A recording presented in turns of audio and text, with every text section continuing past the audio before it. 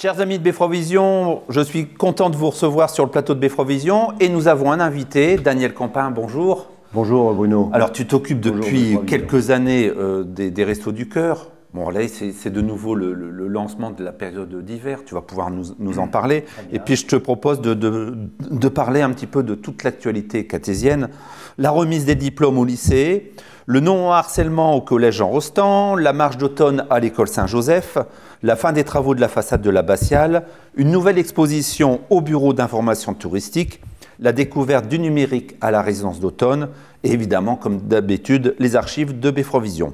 Alors, on va commencer par parler de cette nouvelle campagne. Alors, comment elle s'annonce, cette campagne des Restos du Cœur? Bien, elle s'annonce mieux que celle de l'an dernier. Quand j'étais venu l'année dernière, rappelez-vous, les Restos du Cœur étaient en grande difficulté. Et donc, il y a eu l'intervention de Patrice Doucet, le président national, sur les chaînes nationales.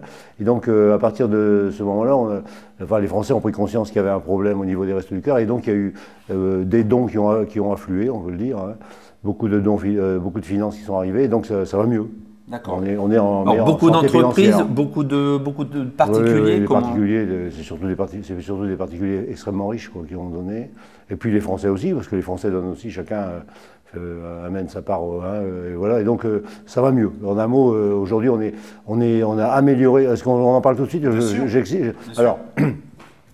L'an dernier, on avait dû, rappelez-vous, j'avais dit, on avait diminué le nombre de repas servis par personne. Et parce que sinon on mettait la clé sous la porte. Hein. Et donc avec la meilleure santé financière de l'association, cette année on a augmenté, on a remis le nombre de repas comme c'était avant, avec une toute petite différence pour les familles. Tu peux en parler un petit peu Oui, moi je vais en parler. On a droit à quoi finalement? Aujourd'hui, une famille ça marche par famille. Une personne, c'est une famille.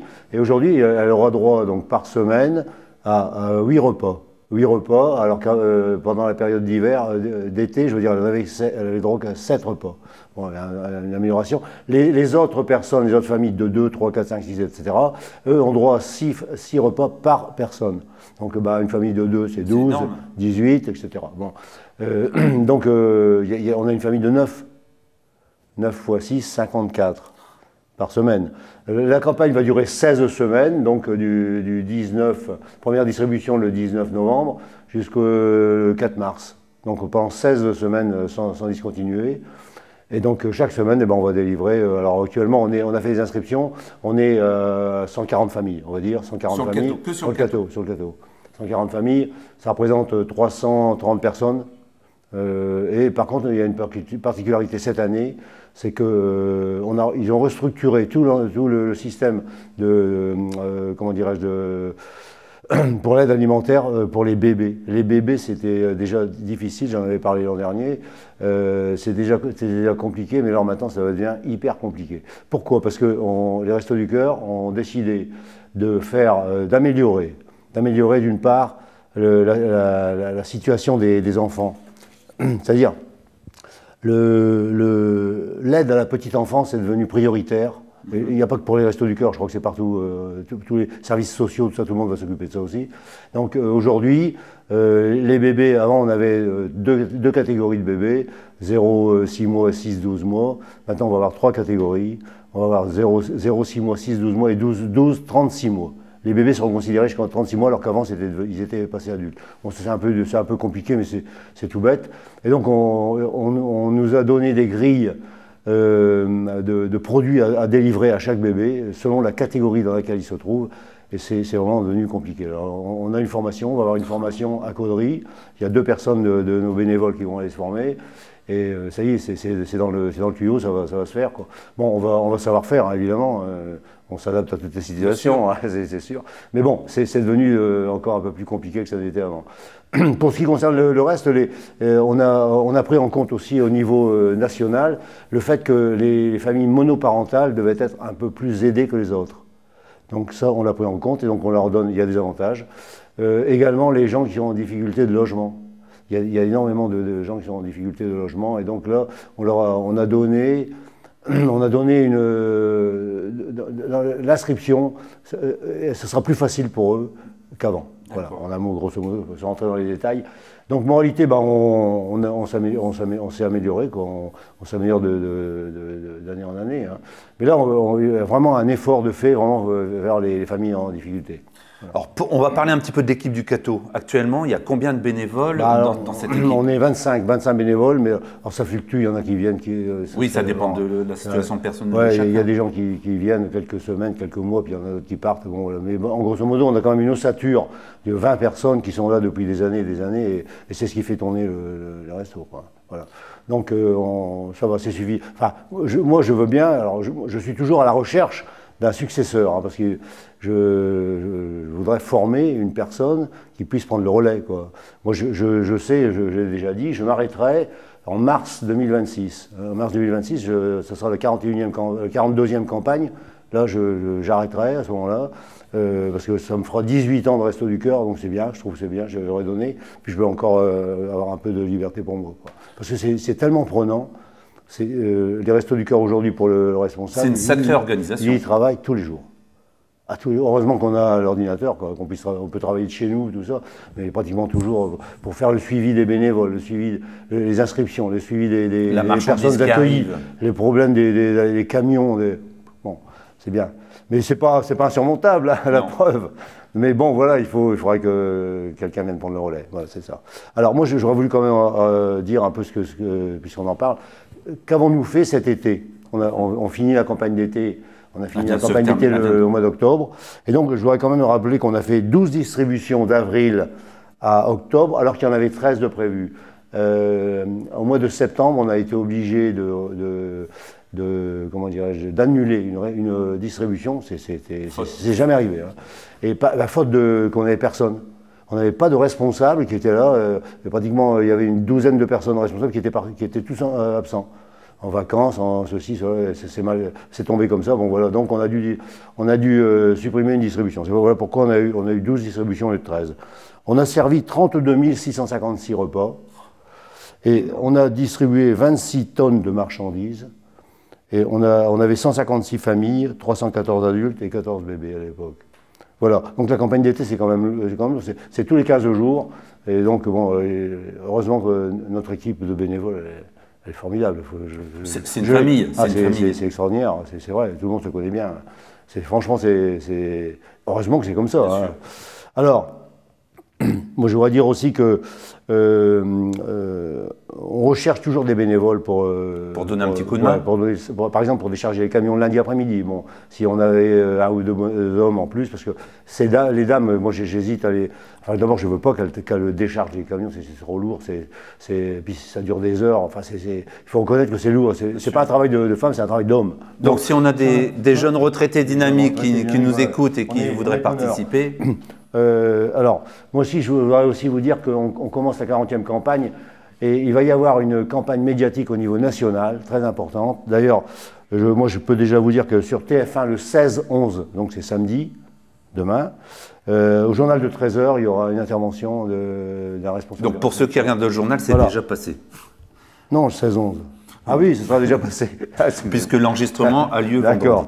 Mais alors le mardi, ils pourront se rattraper, le mardi 19-11 après 21h sur la 2, il y aura un show Resto du Cœur. On va expliquer ce que c'est que les Restos du Cœur. Tu vas participer ou pas? Ah non, non, c'est à Paris. Toi, tu fais le show. Je ne fais plus à Paris.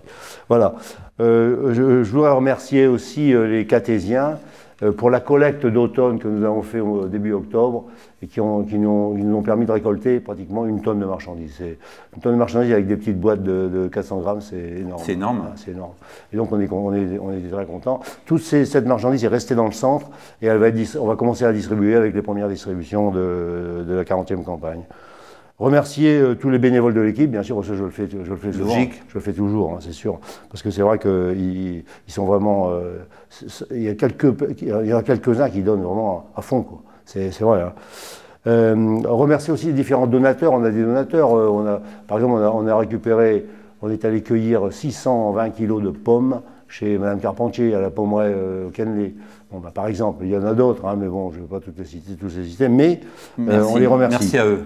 Merci aussi à la ville, au conseil municipal, à monsieur le maire, et puis au service technique qui nous aide, qui nous donne, ils sont toujours à notre portée. Heureusement qu'on a ça, parce que sinon ça serait une galère. Merci aussi à ton association qui nous donne... hier, je l'ai encore dit, quand on a fini les inscriptions, il a fallu que je change la cartouche. Si tu n'étais pas là, ça serait la galère pour nous. Bon, et crois-moi, j'en sais rien. Donc le Lions Club a donné un coup de main. Le Lions Club, franchement, il faut le dire. Voilà, en un mot, bon, moi, on est toujours là avec l'équipe, ça marche. J'attends un successeur, quoi. Très très bien. Pas formé. Alors, c'est devenu une tradition de rassembler les anciens élèves du lycée. Tu as connu ça? Oui. Afin de leur remettre officiellement leur diplôme de fin de cycle. C'est ainsi que les jeunes qui ont eu le bac pro, le bac classique, mais également ceux qui ont eu le BTS, eh bien, se sont tous retrouvés pour recevoir le fameux diplôme qui va leur permettre évidemment de continuer dans les études ou de chercher un emploi. On va retrouver, si tu veux bien, François Mas, notre proviseur, qui nous commente un petit peu l'événement. Toujours un moment émouvant pour un chef d'établissement de remettre officiellement les diplômes imprimés par le rectorat aux élèves, aux anciens élèves de l'année de la session 2024. J'imagine avec la présence des parents, des frères et sœurs, et puis l'équipe pédagogique qui sera là autour de moi pour féliciter nos récipiendaires. Alors ils seront 110 ce soir. Ici, au cinéma du Cateau, je profite pour remercier la mairie d'avoir mis à la disposition de l'établissement cette belle salle qui se prête particulièrement à ce genre d'exercice. Eh bien, je leur dis bravo, d'abord. Je suis très content de les retrouver parce que je les ai connus en seconde et en première, un petit peu moins en terminale. Et je vais leur dire tout le plaisir que j'ai de les voir maintenant, pour une partie partir dans la vie active, pour une autre partie continuer leurs études dans l'enseignement supérieur et évidemment espoir et réussite. Maintenant, il ne reste plus qu'à motiver les suivants. Oui, ça, on s'y met avec ma nouvelle direction, avec mon nouvel adjoint Jean-François Dufour et ma nouvelle conseillère principale d'éducation, Madame Odile Dupire, puis l'ensemble des enseignants, pour booster notre promo actuelle en espérant avoir les mêmes résultats que cette année que l'année dernière, qui a été assez exceptionnelle. Aussi bien en général qu'en professionnel. Oui, alors moi je suis proviseur du lycée, donc il n'y a évidemment pas de différence entre l'enseignement général, technologique, professionnel et l'enseignement supérieur avec les élèves de BTS.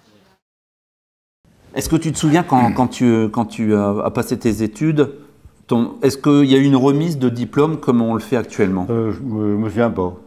Non. Bon, je pense que c'est pas très vieux, mais je pense que c'est symbolique de remettre le diplôme aux... T'as des jeunes qui ne viennent plus, et donc c'est le moment de se revoir. Et je pense que c'est une très bonne initiative du proviseur. Alors on va rester dans le domaine de l'école. Ce 7 novembre, c'était la journée nationale de lutte contre le harcèlement scolaire. On en parle de plus en plus. Cette initiative a été mise en place en 2015. Et finalement, afin de sensibiliser les élèves, les parents, surtout les professeurs à ce problème qui touche toujours durement le milieu scolaire, eh bien, les élèves du collège Jean Rostand ont tenu à participer activement à cette journée. Regardez le reportage.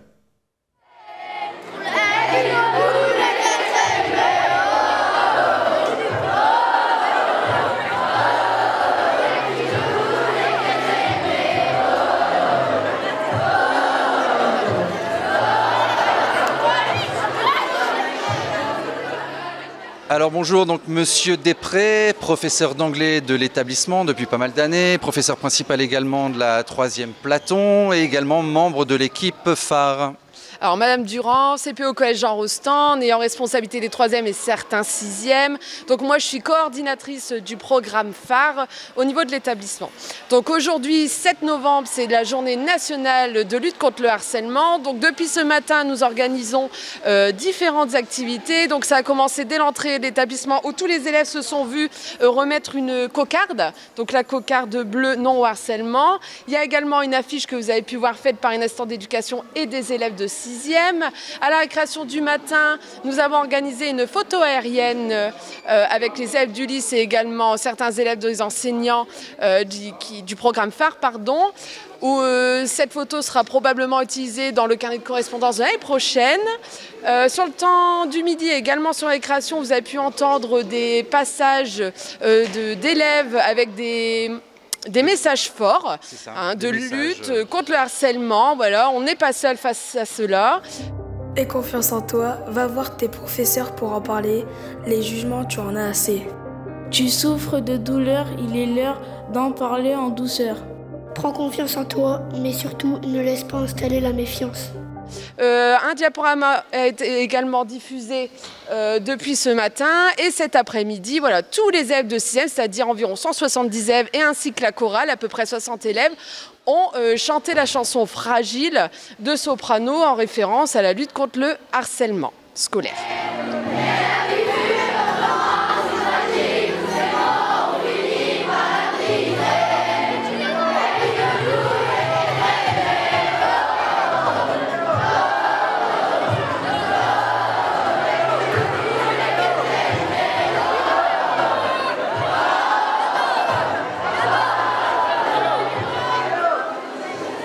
Voilà, donc cette photo, comme nous expliquait Madame Durand, qui a été réalisée, la photo aérienne, représentait une cocarde humaine dans la cour.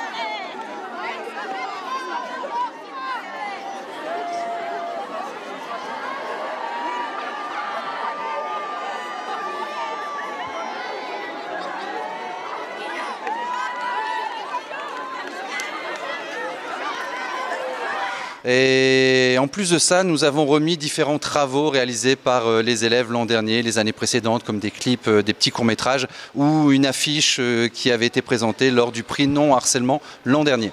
Voilà. On sait que tu aimes bien faire les marchés. Est-ce que tu as fait le marché d'automne? Le marché d'automne, à quel endroit? Ici au Cateau, à l'école Saint-Joseph. C'était quand? Non, on devait être absent. Tu étais absent. Eh bien, afin de pouvoir récolter un maximum d'argent, évidemment, pour financer leurs opérations de l'année, l'école Saint-Joseph a organisé un marché d'automne en vendant chocolat, vêtements, flamiches, miel, bijoux, etc. Claude, qui était très curieux, eh bien, est allé voir comment l'opération fonctionnait. Regardez. Donc moi c'est Diana, je fais partie de l'association des parents d'élèves de l'école Saint-Joseph au Cateau. Et madame? Et moi c'est Myriam, je suis la marraine, je fais partie aussi de l'association des parents d'élèves. Alors expliquez-moi un petit peu ce qui se passe en cette fin d'après-midi à l'école Saint-Joseph. Donc aujourd'hui on a décidé d'organiser un petit marché automnal avec des artisans et commerçants du Cateau et de ses alentours. Donc on a entre autres la pâtisserie Jacquin, on a des artisans indépendants en couture, des bijoux artisanaux, voilà, plein de petites choses qui font référence aussi à l'automne. Si c'était donc en amont, on avait organisé une vente de flamiches et de tartes au sucre. On est passé par donc de Froidmont à Maroilles. Et donc c'est une action qu'on répète chaque année car c'est une action en fait qui fonctionne bien. Donc voilà, donc c'était ici la remise des flamiches et des tartes au sucre. Et donc cette vente de flamiches, tout ça, ça va vous aider pour acheter quoi? Dans l'immédiat, je ne peux pas vous répondre. Après, ce sera toujours en faveur des enfants.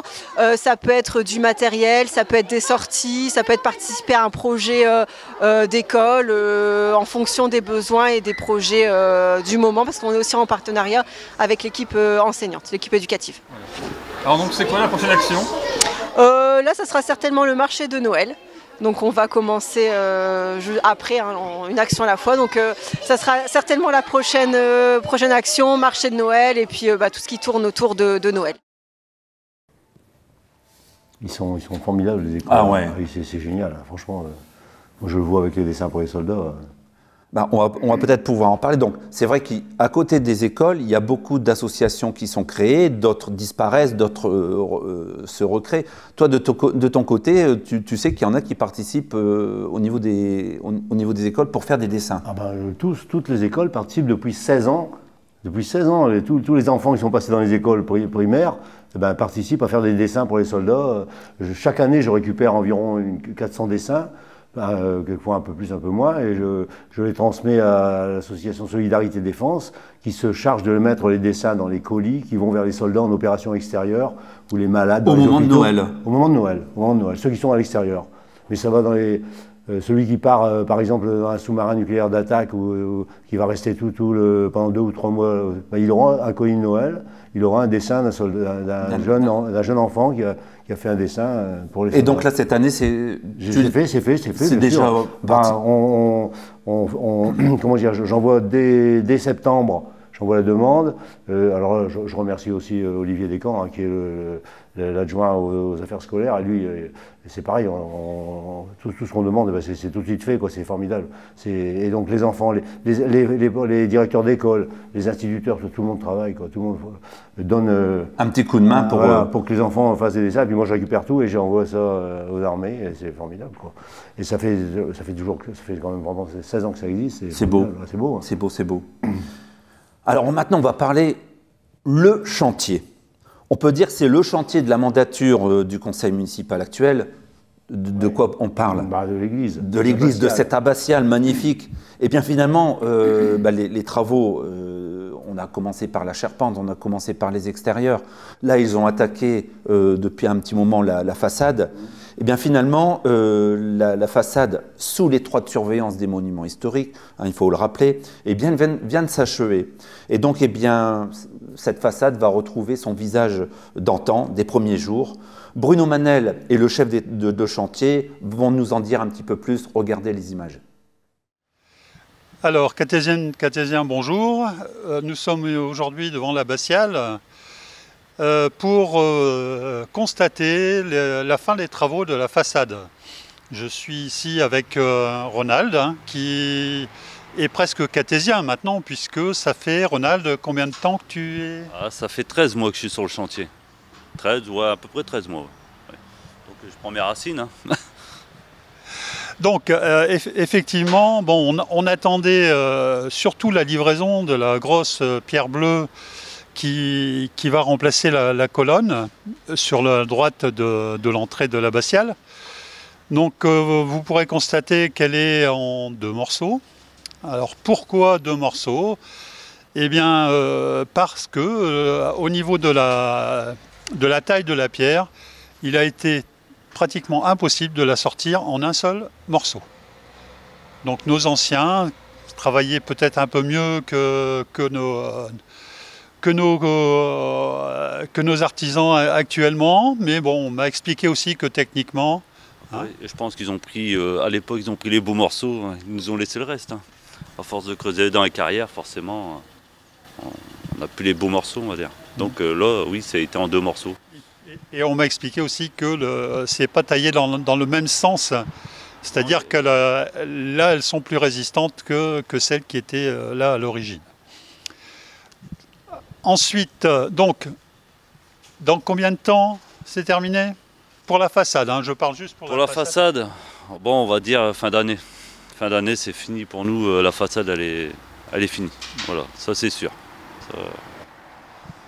Donc, ils sont en train de remplacer les dernières pierres bleues Donc c'est quand même très complexe, hein, puisque on enlève la pierre qui est en mauvais état sans déstabiliser le reste, hein, avec des clés de voûte ou des endroits bien sensibles.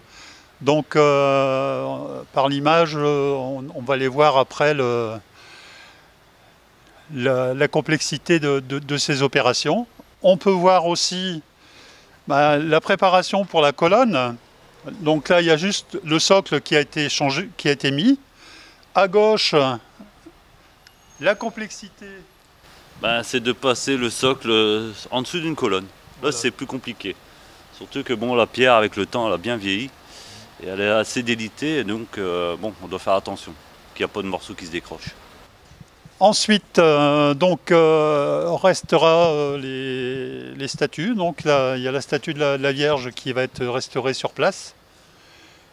Et les deux statues en très très mauvais état vont être démontées et stockées à l'intérieur de l'abbatiale. Nous sommes au-dessus des voûtes, dans la charpente de l'abbatiale, sur la façade qui est en train d'être rénovée. Et lorsque l'état des lieux a été fait avant de commencer les travaux, on s'est rendu compte que la poutre maîtresse qui soutenait la façade de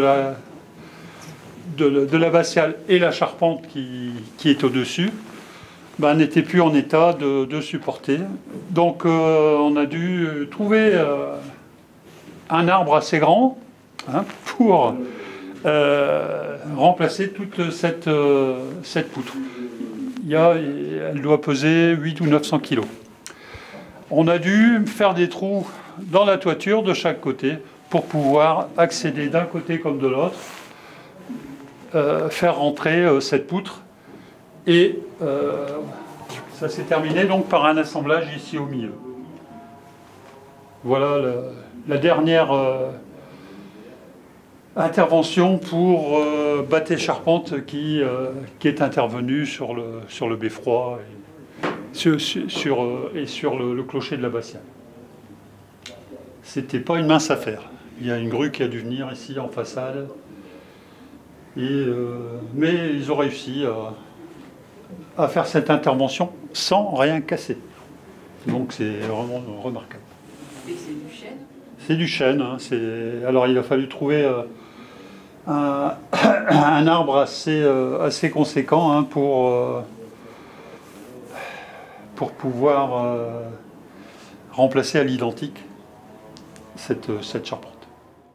Alors le nettoyage de la façade, c'est fait par une machine à vapeur. Donc c'est une machine qui projette une vapeur. En fait, l'eau elle chauffe et ça diffuse la vapeur et ça permet d'éliminer toutes les mousses. Donc avant ça, bien sûr, on a tronçonné tous les joints. Donc on a nettoyé avec cette machine à vapeur. Et quand ça insistait de trop, on était au micro-gommage. Et après, on a refait les joints pour donner ce résultat-là. On voit bien la différence. Hein. Oui, mais bon, au début, c'était bien noir. Alors, il y a eu deux phases, hein. Donc les pierres plus blanches. Oui, la pierre blanche, oui, la pierre de Saint-Max. Et après, là, on finit par la pierre de Soigny, du coup. Où toutes les sculptures, comme on a déjà vu précédemment, sont restaurées, hein, oui, pour donner un bel aspect. Donc, au mois de janvier,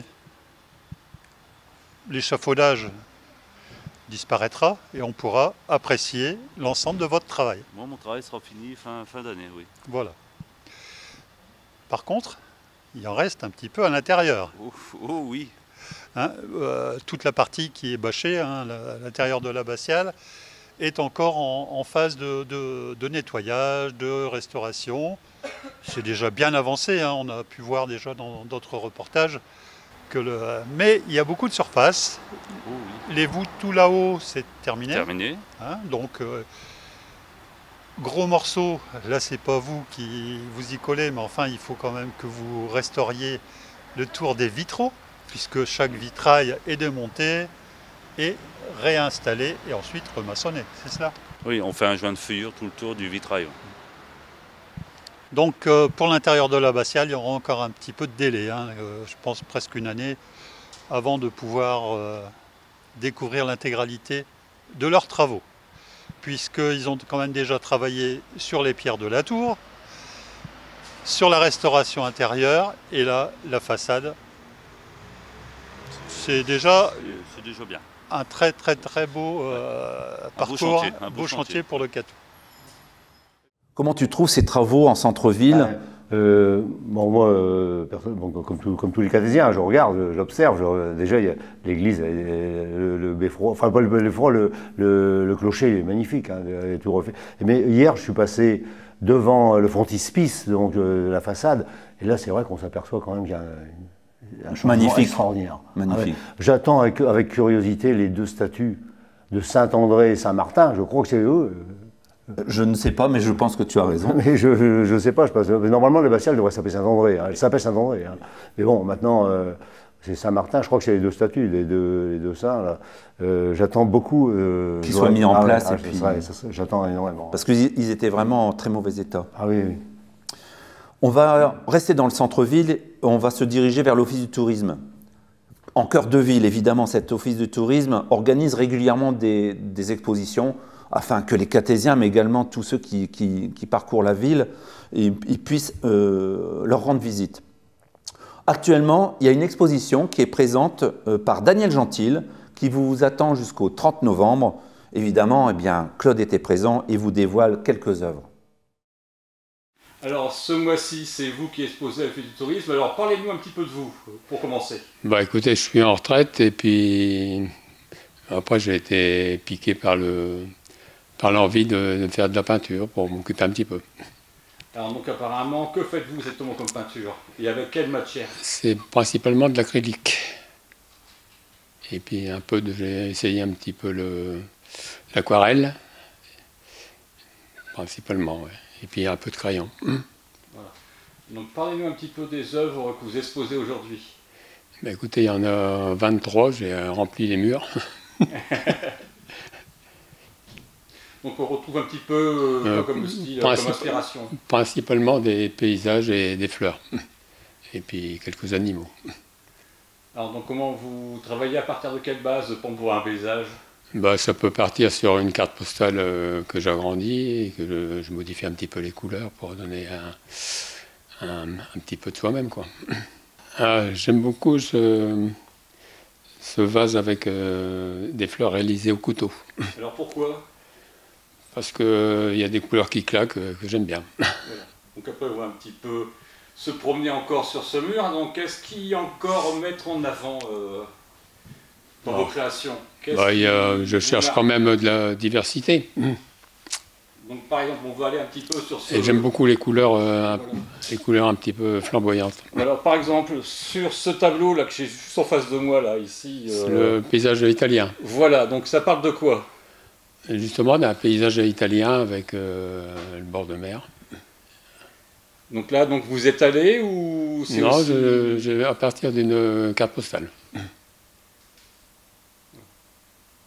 Et généralement, ça vous prend combien de temps pour réaliser un tel tableau? Celui-là, 2-3 jours. Ah, quand même? Oui. Mais tout le temps, je laisse sécher entre deux et voilà. Puis je rattrape un petit peu à la fois. Donc après, par exemple, on va juste ici à côté. Donc ce sont des danseuses. Oui. De flamenco, non? Tout à fait. Voilà. A priori, j'étais parti sur un vase et puis après, j'ai laissé couler les couleurs, quoi. Et donc, ça peut expliquer quoi, ce tableau?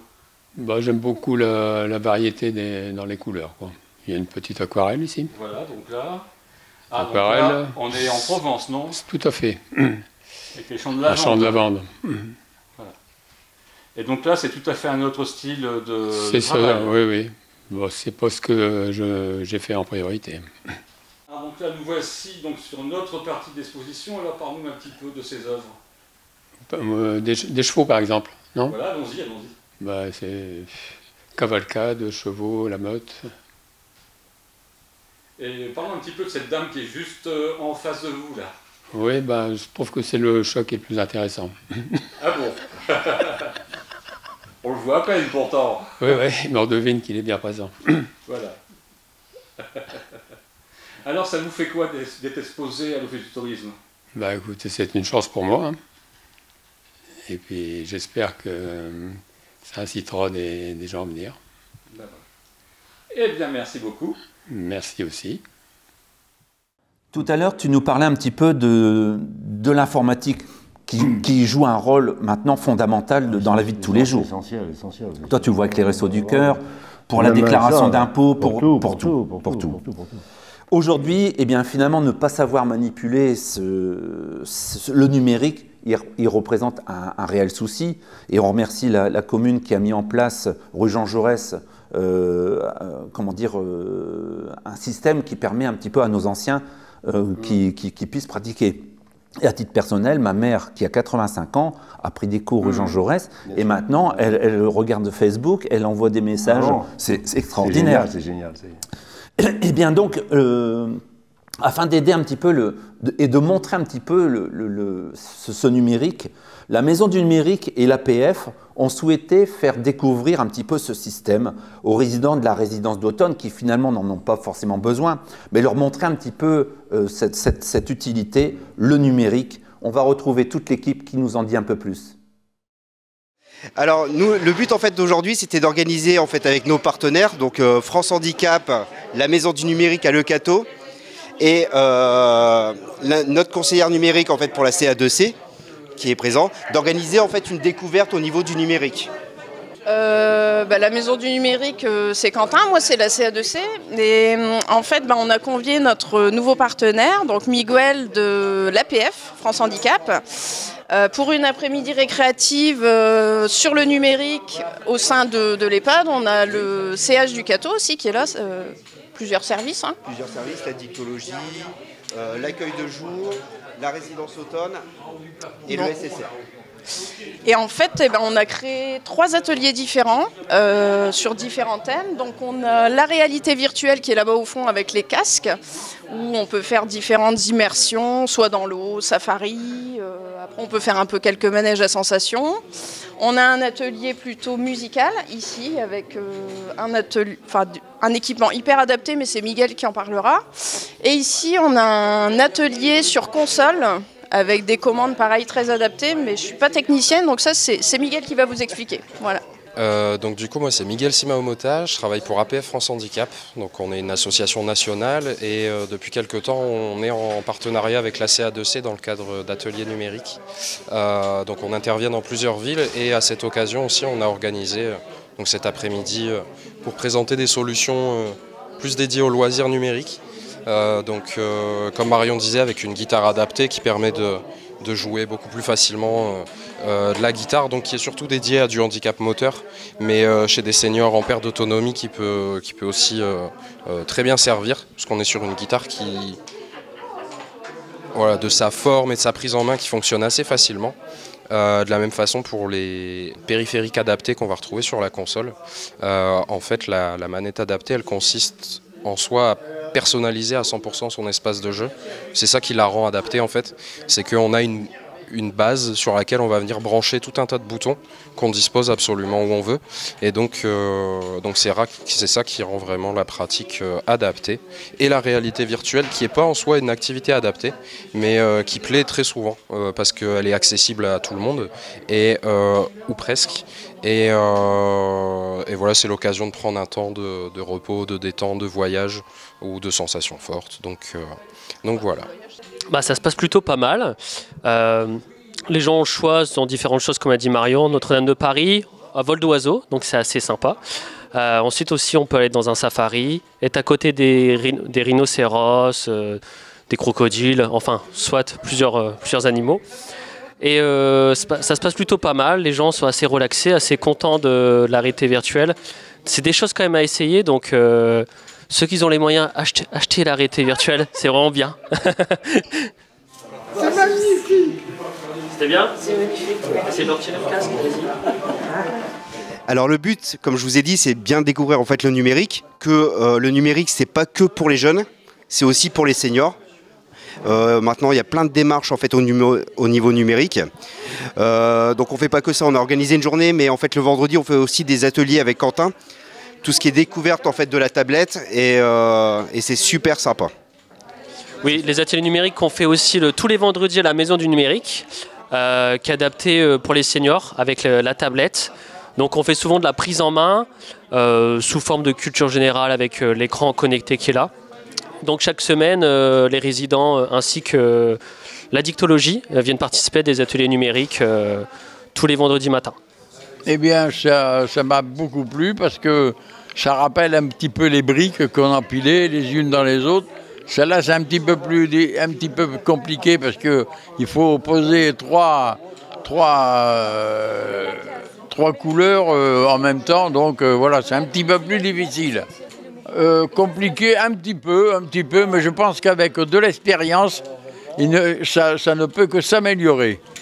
J'espère que ça sera pas la première et dernière fois qu'on interviendra, puisqu'il y a l'occasion, je pense, de refaire pas mal de choses et de proposer pas mal d'autres activités. Donc ouais, pour conclure, on est très content d'avoir pu intervenir ici, de pouvoir toucher aussi un public qu'on va pas forcément toucher en temps normal, vraiment en EHPAD, avec des seniors sans trouble ou sans handicap associé. Donc on serait très content de réintervenir et puis voilà. Est-ce que tu regardes régulièrement les émissions de Beffrovision?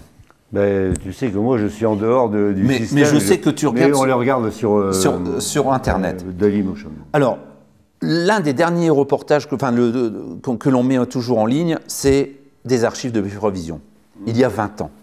Et finalement, on s'aperçoit que c'est très regardé. Et aujourd'hui, eh bien, on va repartir en 2024, et on va aller voir le cross du collège. Bah, les gamins, ils ont grandi depuis. Hein. Ah bah oui, oui. Regardez. Ils ont 20 ans de plus. Eh oui.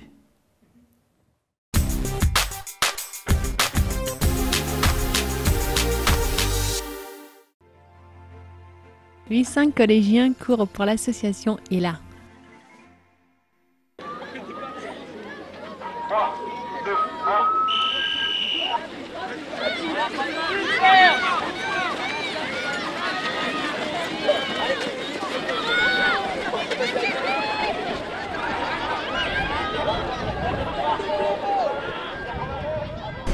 Bien voilà, nous sommes aujourd'hui réunis en ce mardi 19 octobre pour le cross du collège du Cateau, du collège Jean Rostand, traditionnel comme chaque année. Aujourd'hui nous avons fait courir à peu près 800 élèves sur 900 à peu près inscrits, si on enlève les gens qui ne peuvent pas courir. Donc il y a eu aujourd'hui 10 courses, pour 5 courses garçons, 5 courses filles, avec des très belles courses. On a eu aussi cette chance cette année d'avoir du beau temps, ce qui a permis à un moment donné de pouvoir pratiquer notre sport, la course à pied, dans des bonnes conditions.